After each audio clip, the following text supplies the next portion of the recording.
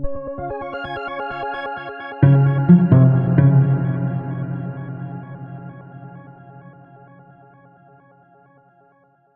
afternoon, everybody.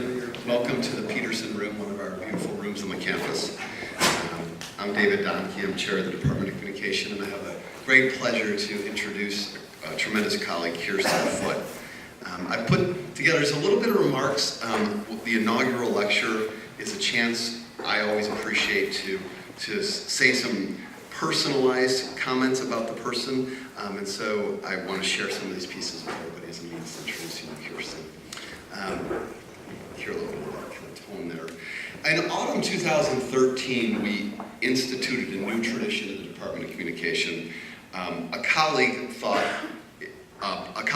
an idea to the faculty after seeing a version of it at another university. And we've come to call this idea, which we adopted, the Inaugural Lecture. It's a public event, and it's at least partly autobiographical, and it's a lecture or a talk given by a faculty member who's been recently promoted to the positions of either professor or principal lecturer. Is that little tone okay? Or is that just me hearing this up here? Push it away? Further away? You see, the electricity of myself is causing these issues, right? The aims of these lectures, the inaugural lectures, are first to celebrate these very significant promotions.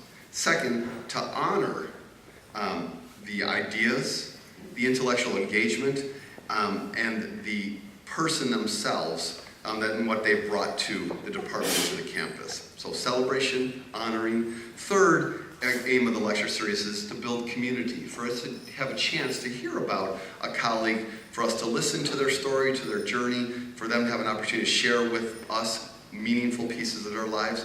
And we don't really engage in this that much at a campus, and so this is a great opportunity for that.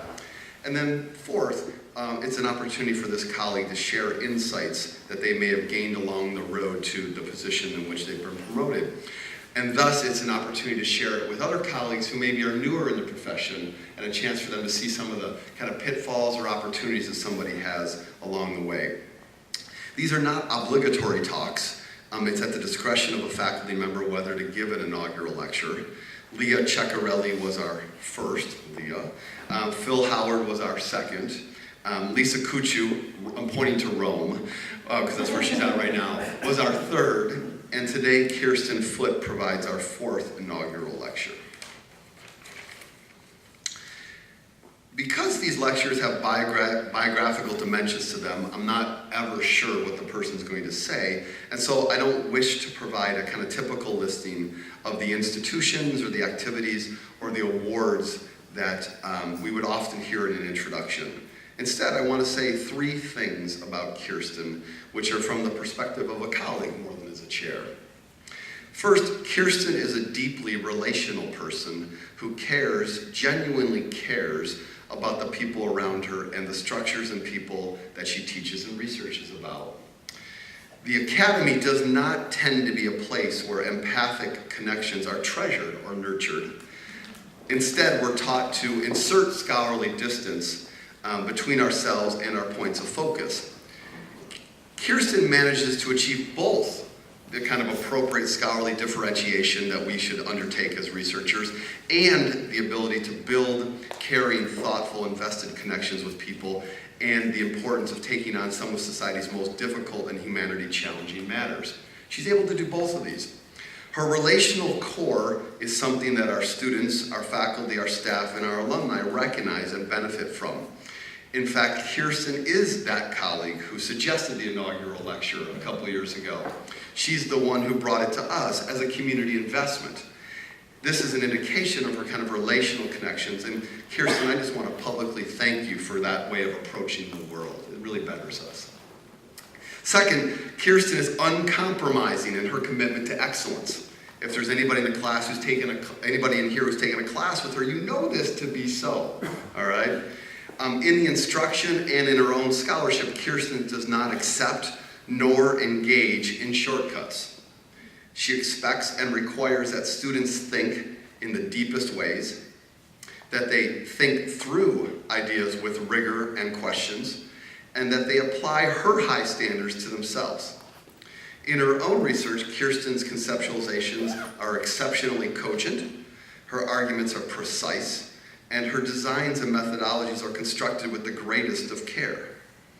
Undergraduates and graduate students consistently rate her courses and her mentorship as extracting and exacting the highest standards from them.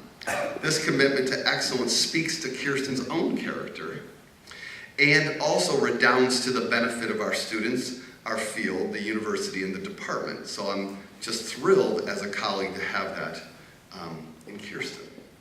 Third, Kirsten has an ethical core that drives her to work for the fundamental betterment of the world. In the courses that Kirsten teaches, the way that she teaches them, and the research topics that she investigates, there is a normative quality that goes directly at issues of integrity, responsibility, equity, dignity, and justice. This kind of work is essential for a public university with a commitment to all of society, but it is not easily done. It takes an intellectual and emotional toll, and it requires, if it is to be done well, a profound reflexivity in the research enterprise. Kirsten has accepted these components as part of her work. I've talked with her about it a couple different times, and I've always been surprised at how deeply and how willingly she takes this on as part of her work. The result is teaching and research that proposes and produces an ethical impact that calls all of us to do more, to do better, and to get up tomorrow and do it all again.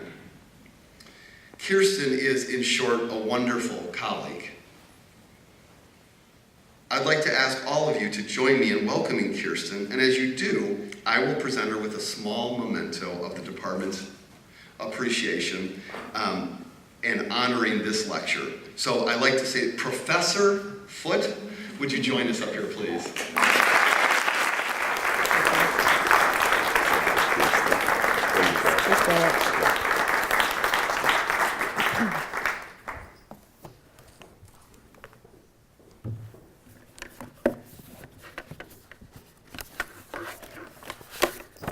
I will confess that there have been moments this week when I wondered why I ever suggested this.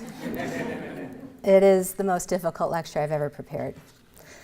And that's because I challenged us as a department, and then therefore had to challenge myself to articulate things, to recollect, which really is to remember, to reconstitute parts of life as an academic that are easier to forget and sometimes more desirable to leave alone in the resources of memory.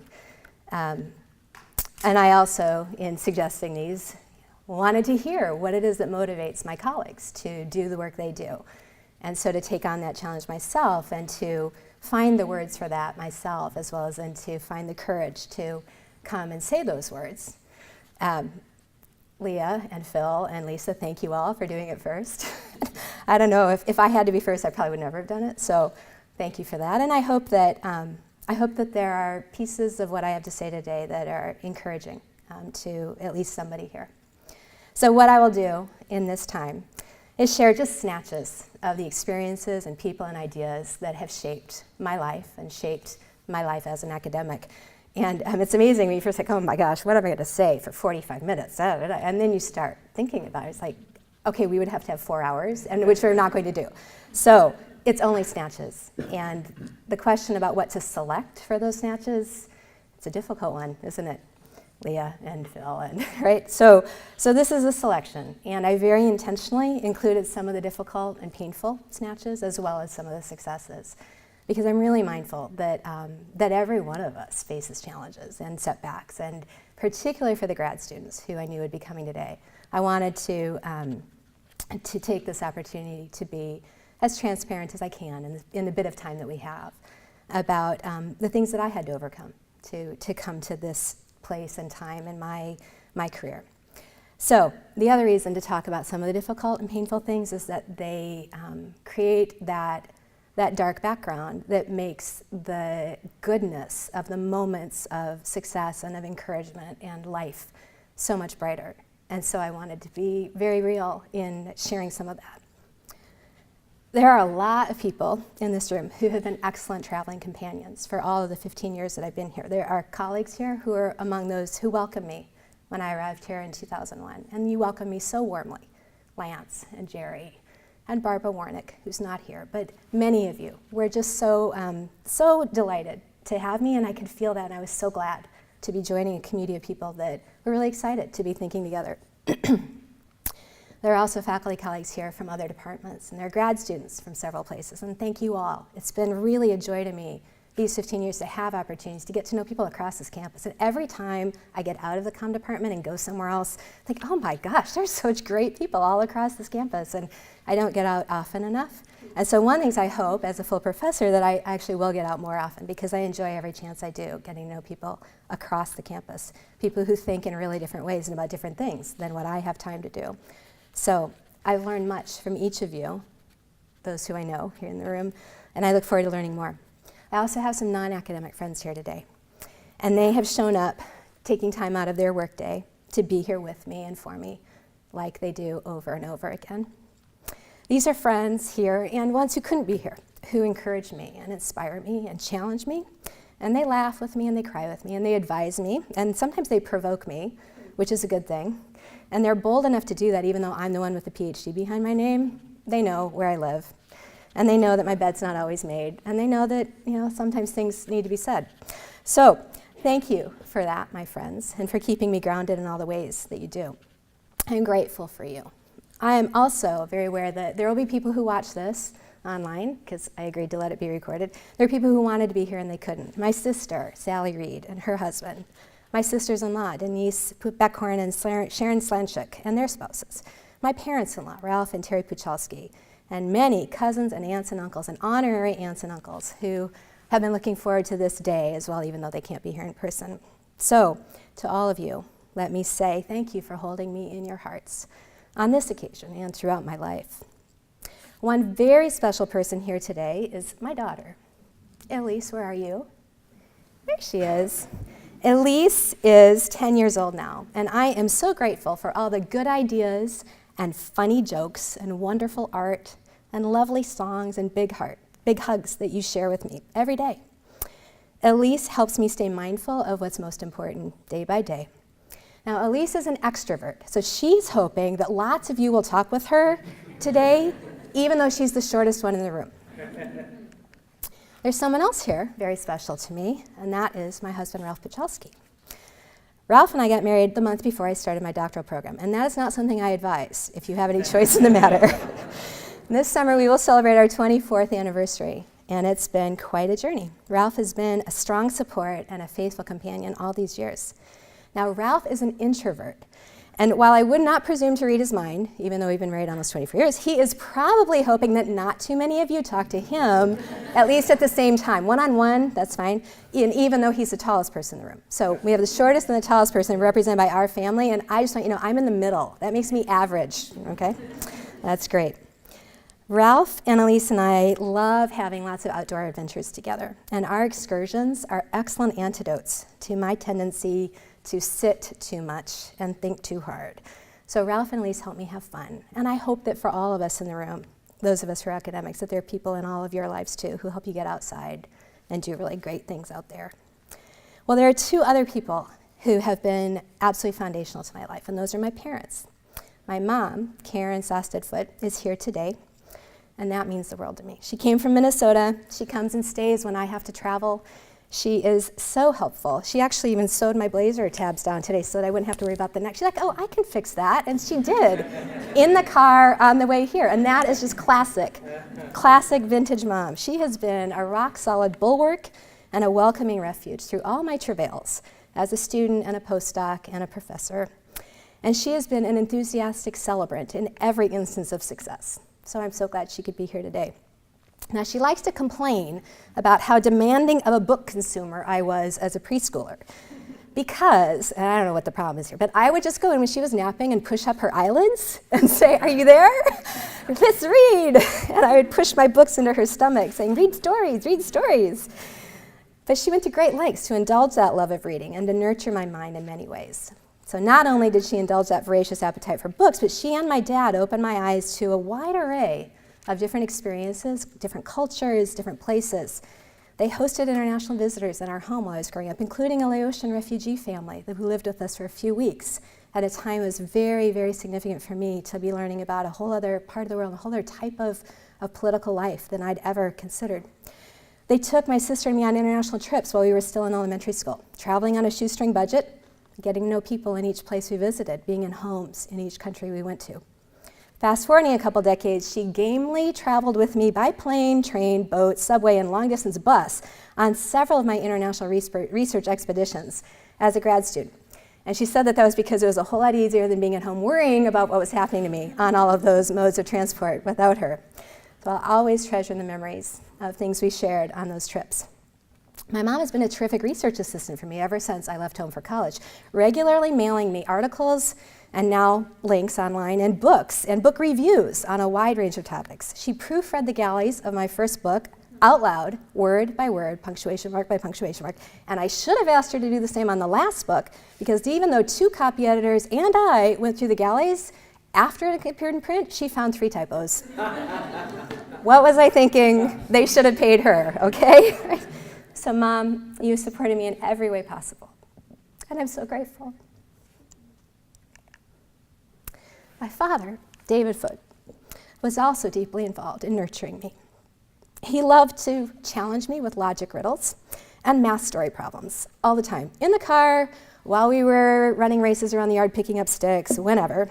He liked to teach me about geometry and physics when I helped him build things or when we went sailing together. And like my mom, my dad read to me endlessly, encouraged my creativity, and pondered the mysteries of the universe with me, with more patience than my mom probably had at that point. Many nights, he would sit beside me on my bed as I wondered aloud about light bedtime subjects such as the constellations and the galaxies and ocean tides and the orbit of the moon and dinosaurs and creation and evolution and why people do mean things, the existence of God, the meaning of life.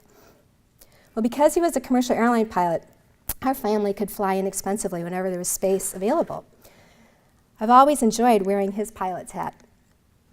As a 5 or 6-year-old in the early 1970s, I thought that having a job that let you fly in airplanes was really neat. And since the job that the female workers I saw in airplanes had was as flight attendants, I told my dad that I might like to be a flight attendant that when I grew up, because then I could be on airplanes. He sat me down on his lap and he looked at me very intently and he said, "You don't know any women who are pilots yet, but that's going to change while you're growing up. And your body and your brain have everything it takes to be a pilot. So if you want to fly on planes someday, I want you to imagine yourself as a pilot." I'm so grateful that I had a dad who was a staunch feminist in 1970 and who spoke it to me. Later on, I learned that the first female pilot hired by a U.S. commercial airline was Emily Howell Warner in 1973, the year I turned 6, and very possibly the year that I told my dad, I want to be on planes, I should be a flight attendant. As an adult, I've often wondered whether my dad knew her and what it was like for her and the other women who became commercial airline pilots during the 70s. I didn't get to ask my dad about those things because he died in a car accident in 1980 when I was 12. Our whole family was in the car, and my dad died instantly. We were being driven by someone we'd just met. We'd only been in the car with her for a few minutes when she accelerated to 110 miles an hour, just as an oil tanker truck made an illegal shortcut across the highway. He died instantly, and the rest of us were badly injured. I took the brunt of the impact on my face. My nose nearly came off, my forehead was sliced up, and every bone in my face was fractured. But there was no brain damage, and the doctors treating us called that a miracle. And I knew in the core of my being that there was a God, and that he had protected not just my life, but my mind for some reason. As you can imagine, recovering from that was a very long, hard road, complicated by grief. But the conviction grew in me that God wanted me to steward my mind by thinking hard about difficult and important questions, and to use my gifts to benefit others. And that conviction helped steady me through the grief and through the tumultuous teenage years, which my mom has other stories about. And it's guided me ever since. And so while it's a very personal and difficult thing to say in a room of academic colleagues, I have to say it because it's the core truth of who I am and why I do what I do. Because of those experiences at the age of 12, and the recovery at 13 and 14, I've lived every day since 1980 with an awareness that bodies are fragile and resilient, that anyone's life can end in an instant, and that there are both deadly injustices in this world and mysteries of grace that no human can grasp, no matter how hard we try, and that each person has gifts to steward through the unpredictable course of her or his life. And these beliefs are among those that shape my life, including my work. Well, the first time I ever thought about earning a PhD is a very distinct memory. It was in 1988, and I was a senior at Northwestern University. I love this gate on the Northwestern campus. I was majoring in communication studies. I'd actually gone to Northwestern to major in communication. I really liked the course descriptions. I thought it sounded like the most interesting thing you could spend time studying. But I also decided to do a minor in Russian studies, so I took a lot of different courses, and I happened to be taking a class on gender and international development. And the professor had given the class an article that summarized the education levels of women around the world, and it presented regional comparisons. The article stated, and I remember it absolutely distinctly, black and white, that fewer than 1% of all women in the world held PhDs. And the thought that flashed in my mind as I read that was, I could do that. And maybe if I did, that could help other women who don't have a possibility somehow. And it was an absolutely naive and idealistic thought, but it also was very real for me. And I didn't know what to make of it, but I decided that I would try to find out what people do when they go to grad school and what does it mean to get a PhD, because I really didn't have any idea. Well, most of my college professors and TAs were male, but that term I happened to have a female TA in one course who I knew was working on her doctorate. So the next time I saw her, I invited her out for lunch and asked her to tell me why she was earning a PhD and what it was like. And what I recall most about our conversation is how excited she was about the research she was doing for her dissertation. And I realized that if I was ever going to earn a PhD, there would have to be something I was really curious about in order to sustain my interest all through a doctoral program, much less an academic career. And I wasn't sure there was any one such thing because I had a lot of interests, and I could tell that you had to focus to do a PhD. So I put off that thought for a while, and around that same time that I was contemplating for the first time, should I do a PhD? Why would I do that? I decided to do a 6-month independent study on gender and leadership in nonprofit organizations under the supervision of communication studies professor Paul Arntzen. If I can get this to go. Evan, what did I do here? Yeah, this skipped one for me. Sorry, Paul Arntzen's picture was in there. We'll come back to that if I can. But it seems to not be quite clicking the way I want.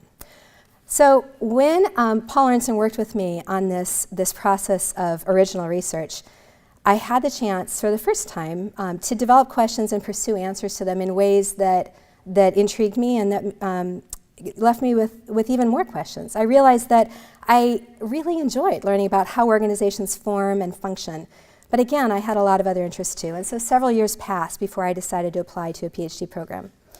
At the point when I decided to try to go to a doctoral program, I was living in St. Petersburg, Russia. I was studying Russian, and I was helping 3 Russian female friends launch a business because the economy was collapsing around us. And many of the young women I knew were being forced into sex. They were trading work for sex in order to have a place to live and food to eat. So it struck me that I could help in terms of the business connections and getting to think about other types of capital that they had access to. And while I was doing that, I was also building a pretty serious relationship with a guy in Wisconsin named Ralph, whom I met at a conference right before I moved to Russia.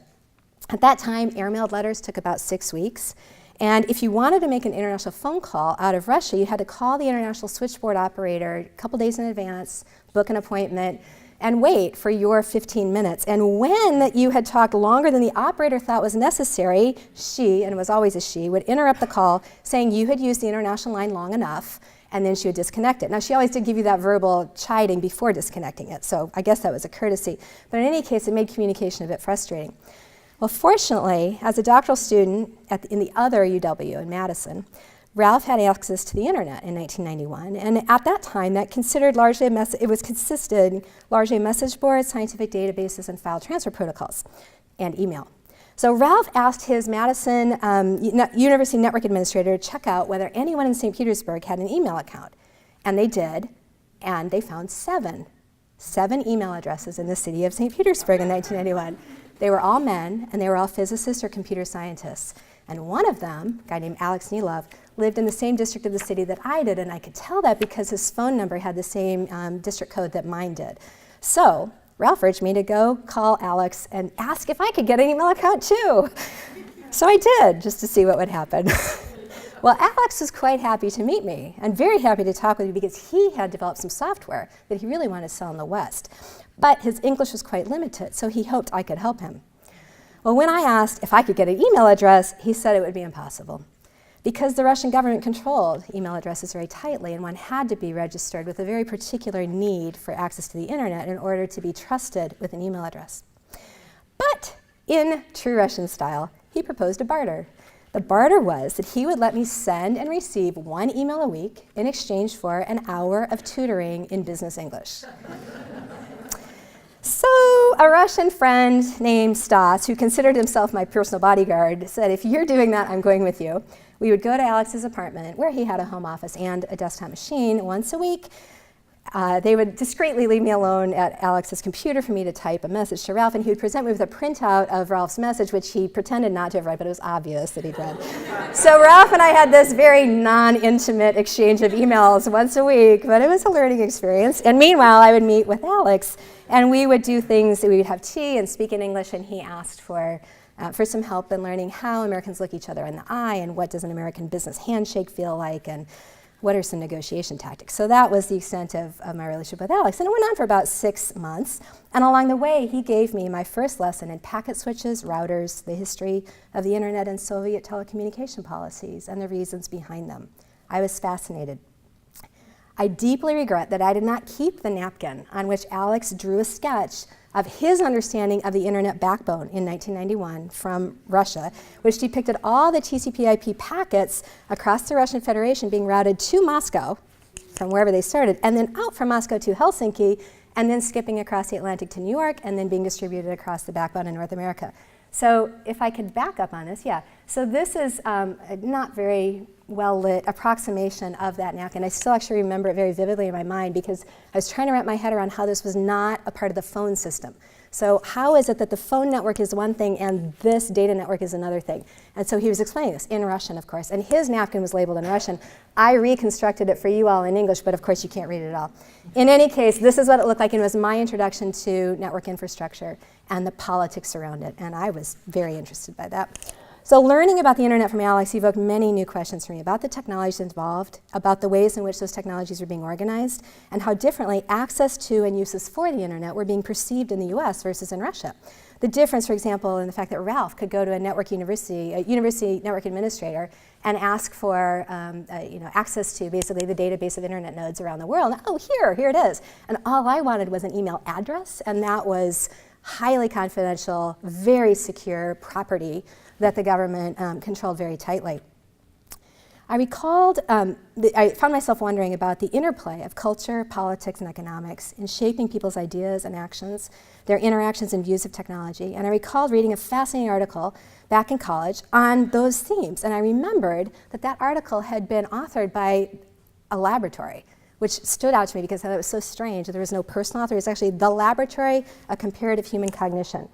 And that laboratory was located at UC San Diego. I knew that because I went to the library and started looking up Laboratory of Comparative Human Cognition, trying to find where in the world I could find it, and found that it was located at UC San Diego. Well, that became quite an interesting piece of fact there because Ralph was moving to San Diego to do a postdoc, which would last several years. I learned that the founder of the Laboratory of Comparative Human Cognition was Michael Cole. Michael Cole is a cultural psychologist who had spent years of his postdoc training in Moscow.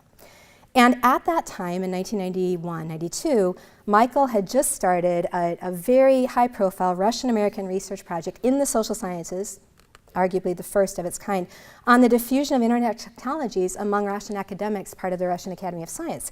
During the summer of 1992, having learned about this, I moved from St. Petersburg to San Diego, married Ralph, and entered the doctoral program in communication at UCSD with a full 2-year research assistantship on that Russian internet diffusion project, pretty much simply because I spoke Russian.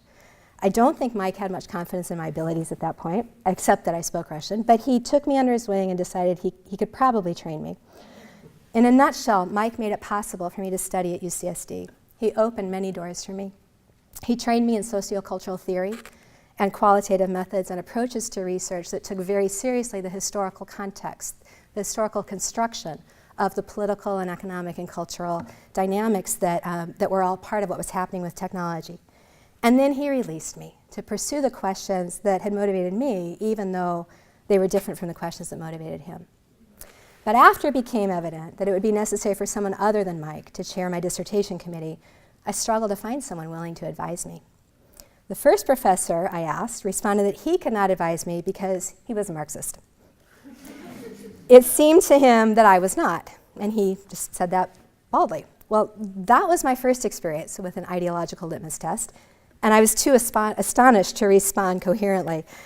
I was well aware that ideology had shaped universities in Russia. It had filled the gulag with intellectuals who had not agreed with the dominant ideology of the time, Marxism. But prior to that encounter at UCSD, I had not known that some professors in the US viewed the advancement of an ideology as their primary mission, selecting and rejecting advisees and colleagues on ideological grounds. I had been genuinely intrigued by the arguments that this professor had made in several publications, and I'd really wanted to learn from him.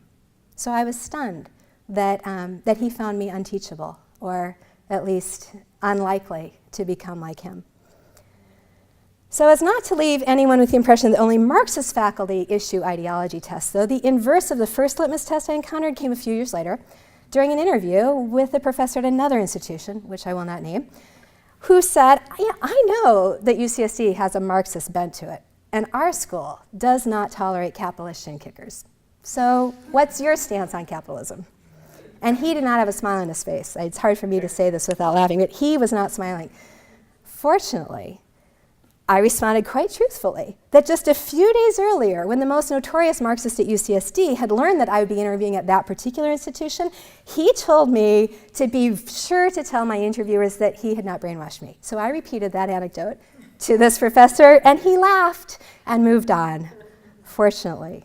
But that pair of litmus tests, combined with my experience in Russia firsthand, before, during, and after the collapse of communism, left me with skeptical eyes toward anyone who thinks they have the ideological answer for the world.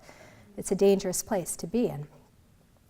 Well, the second professor that I asked to be my advisor responded by subjecting me to a different kind of test.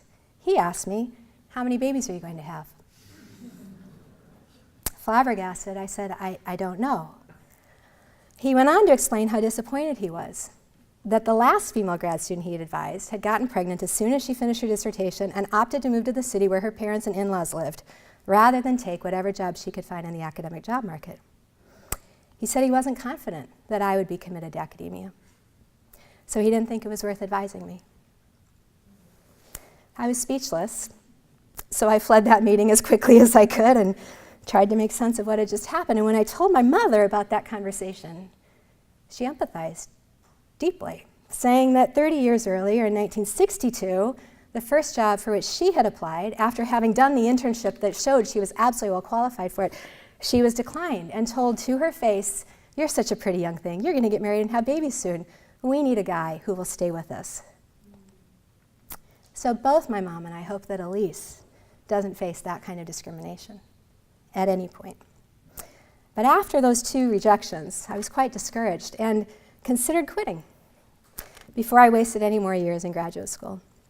But as a last-ditch effort, I decided to ask a third professor, Dr. Olga Vasquez, for her advice on whether and how to proceed in the PhD program and whether she would be willing to advise me despite the differences in our domains of study.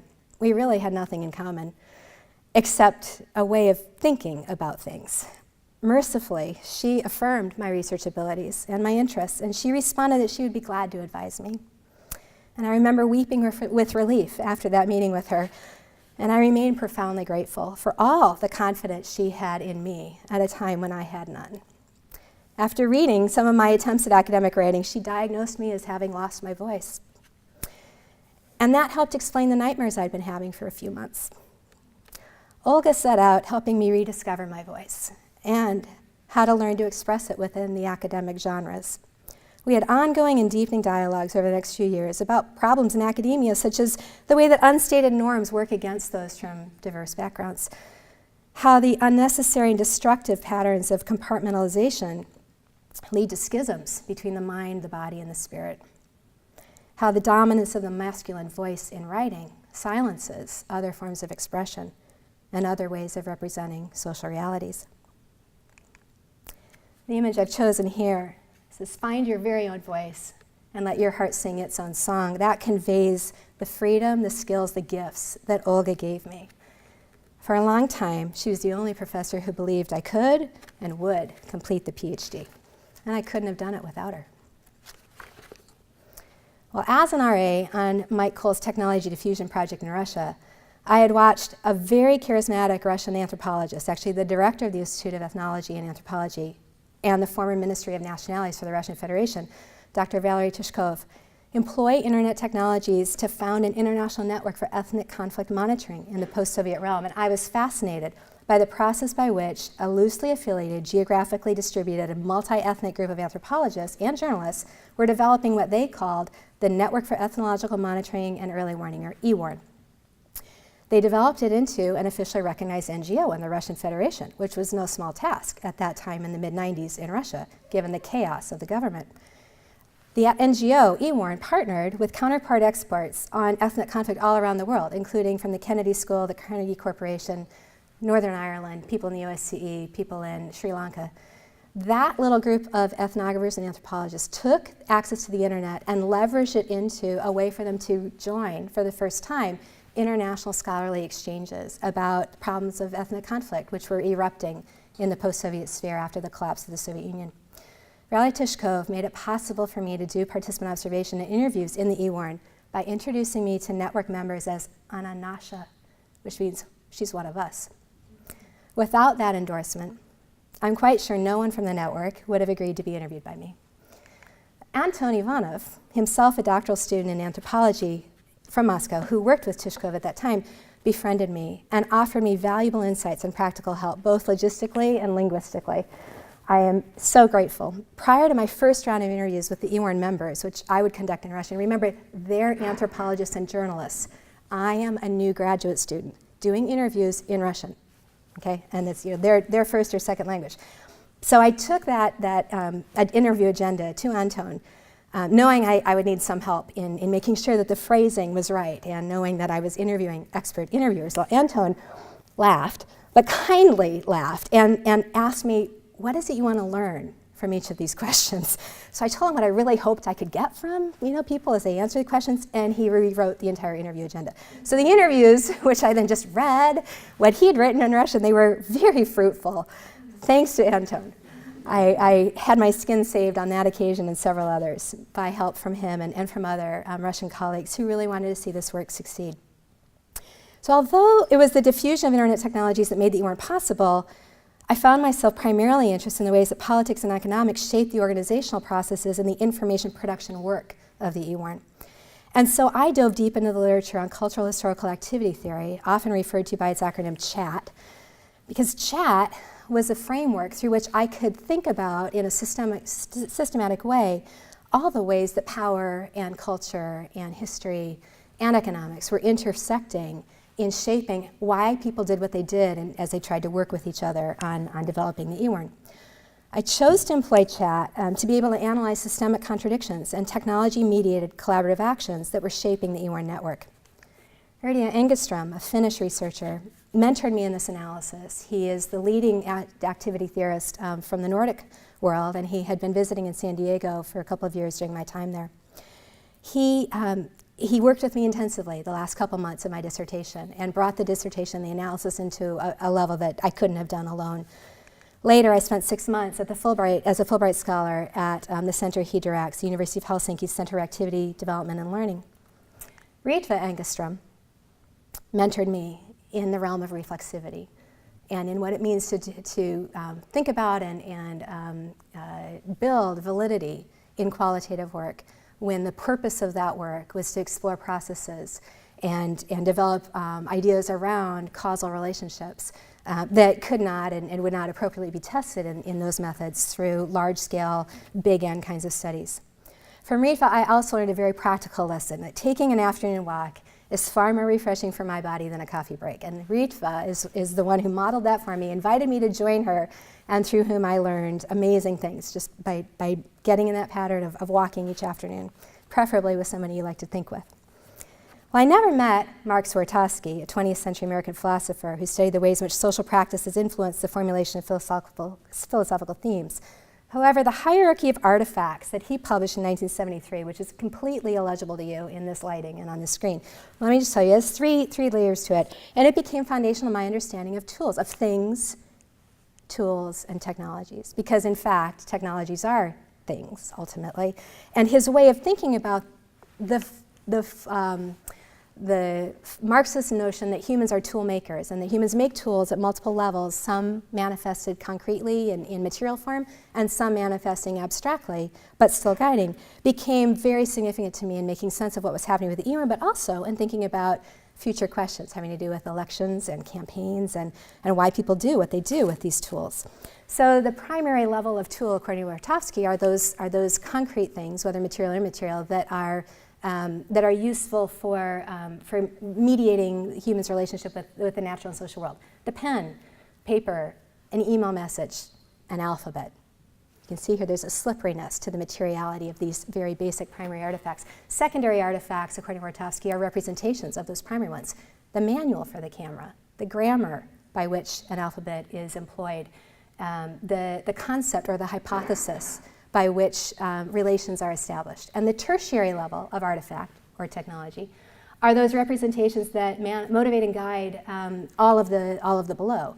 Things like language systems, paradigms, ideologies, or simply a vision for society.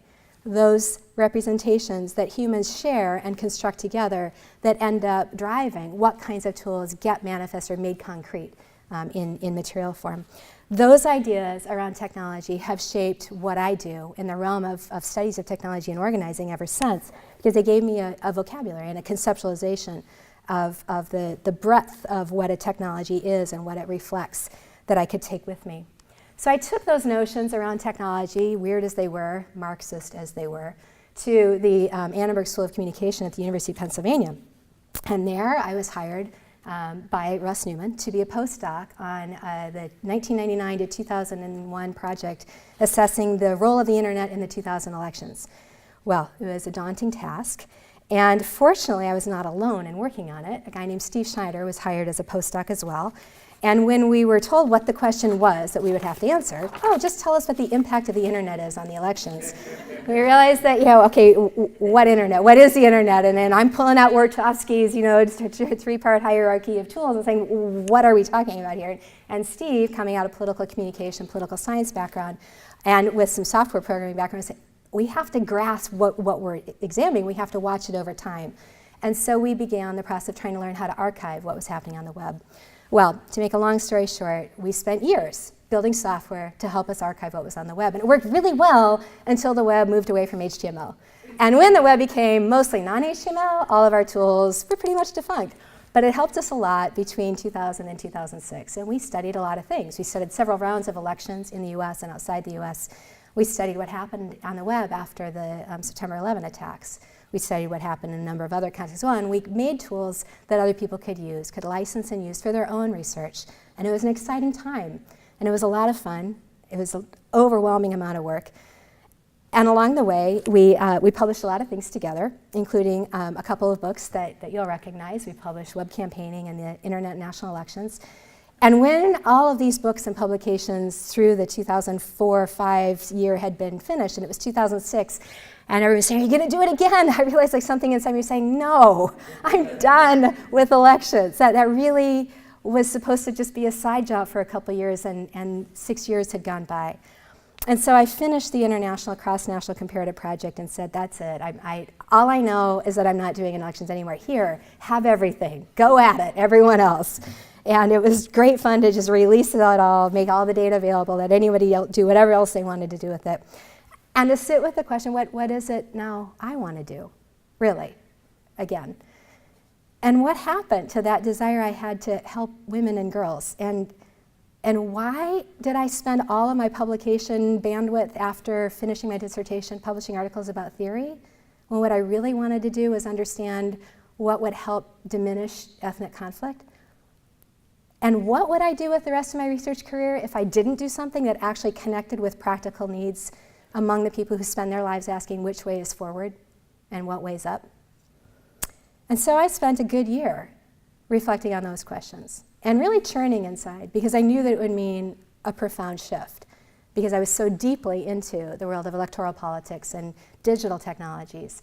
But I'd always wondered about the organizing processes in those, and I'd viewed campaigns as organizations, and I'd written about that in some of the work Steve and I had done.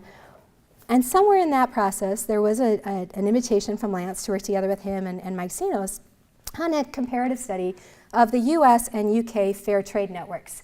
So we did an issue crawler kind of network map, which those of you who know it know that kind of spaghetti wall. That I think this is the US one, and this is the UK, but it could be vice versa. I can't read the labels. Lance, maybe you know. Yeah, so we looked, but here's what we found. It was so fascinating. In fact, we proved the hypothesis we'd started with, that network structures would reflect the organizational narratives, the movement narratives. And it was true, much to our own surprise, right, Lance? We kind of hoped we could find it, but weren't really sure we could have the right way to test it to make sure that we could find it, and we did. And that confirmed to me that organizing processes and the ways that people talk about what they're doing and why they're doing what they're doing as they organize are really important. And it helped renew in me some of those early questions that had gone dormant and just gotten overlaid with so many other obligations and concerns and opportunities. Well, during that time, I spent quite a bit of time, anytime I had a day alone, anytime I could get just a little bit of headspace to think, what am I doing? And now that I'm tenured and now that I can study anything, because I'm a communications scholar, yeah, everything's communication, what is it that matters to me? And in what way do I have something to offer to the rest of the world who don't have the freedom to get paid to think, don't necessarily even have the freedom to choose what they do and how they work?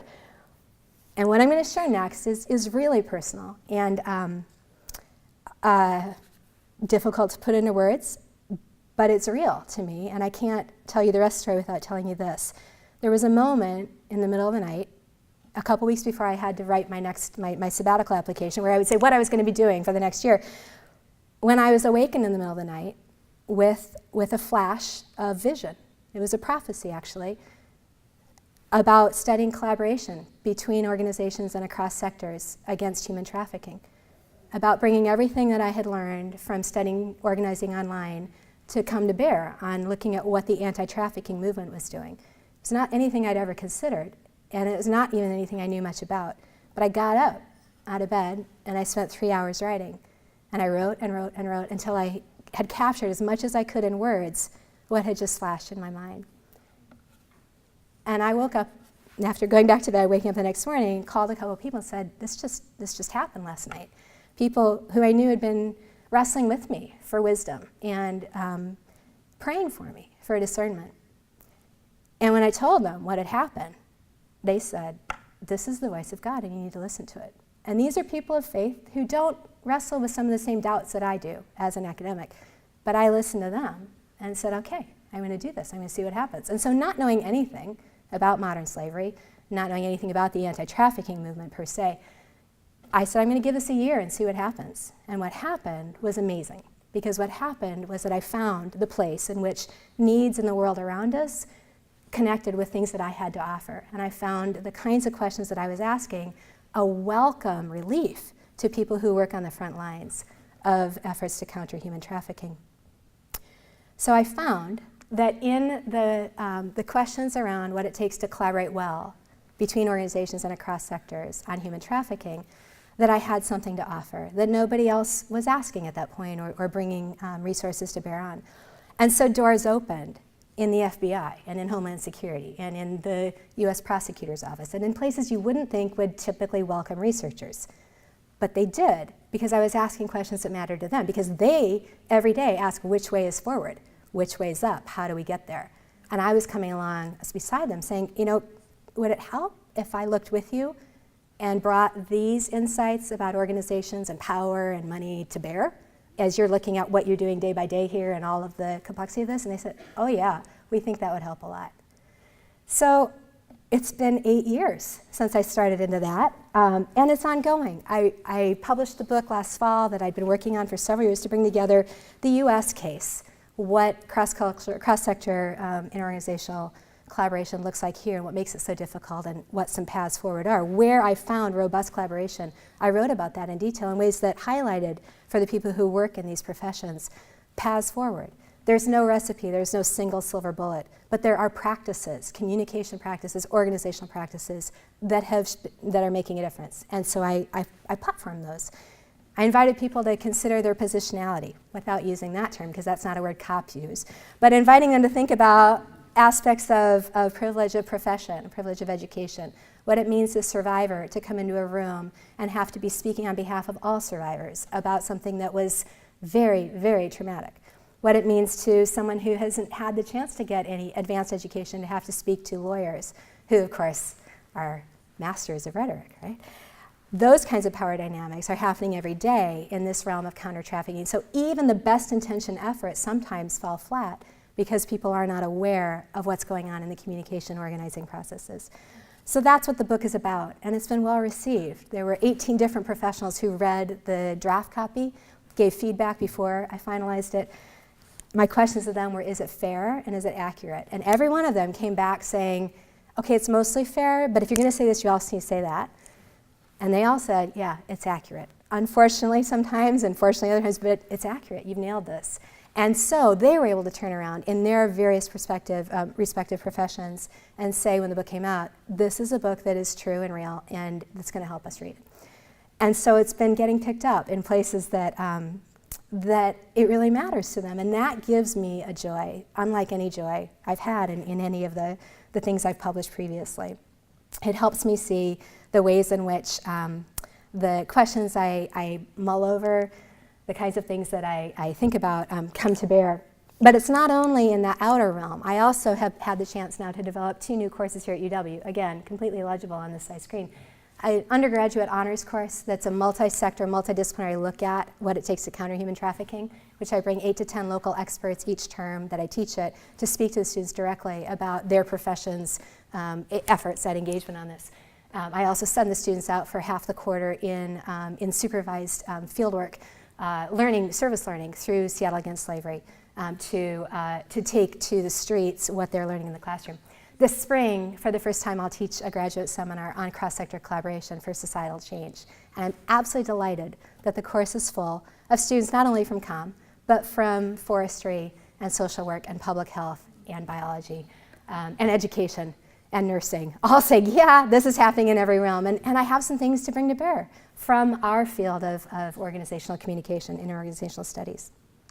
My work is not only any longer within the university. Increasingly, my time is spent with people who work outside of academia, people who are doing research as practitioners and who are asking for help from an academic, a social researcher, to come alongside them and help them answer the questions that are pressing to them. Which way is up? Which way is forward? What do we need to do to better impact our neck of the woods when it comes to the problem of human trafficking? I join with them in their questions, and that's called participatory action research, and it's a joy to be part of. I have other questions as well that will not be answered in these partnerships, questions that are on my horizon for the next few years, such as what will it take to develop better information architecture for law enforcement to truly support information exchange on multi-jurisdictional crimes like human trafficking. It's been amazingly depressing to me to see the shambles of the information architecture with which law enforcement has to work. I wonder how participation in cross-sector collaboration affects organizations differently across sectors. There are differences, and that is something that has not been looked at. But organizations that come from the public sector as agents, government agencies, or the nonprofit sector or the private sector take from and give to and are taken from in different ways when these sectors actually come together. And I would love to spend time looking more at that. I want to learn more about when and how organizations are strengthened or weakened through their interorganizational and cross-sector collaboration and why. I want to know more about what the motives and the tertiary tools, those abstract ideological tools, are that keep people engaging with each other. What motivates people to stay at the table when it would be a lot easier not to? They could do their job, they could get their paycheck if they just talked to the people like them and went home. And yet, over and over again, I've met people who go beyond that. And I would love to do an in-depth study of those pioneers, those leaders, and find out what's different about them. And then I would like to get into a place where I could do studies at a larger scale on how breakdowns in large-scale collaborations get remediated, because they're inevitable. Activity theory prepared me to look for that. I've got lots of interesting ways to analyze it, but the process of remediation is rarely studied because so few dissolve at the point of breakdown. Not all do, though, and that's what I'd love to go after further. So that's a glimpse into the questions that are part of my muse of organizing. And I hope it's clarified why, to me, technologies are means to understanding those muses. And at this point, I'll take whatever questions you want to ask.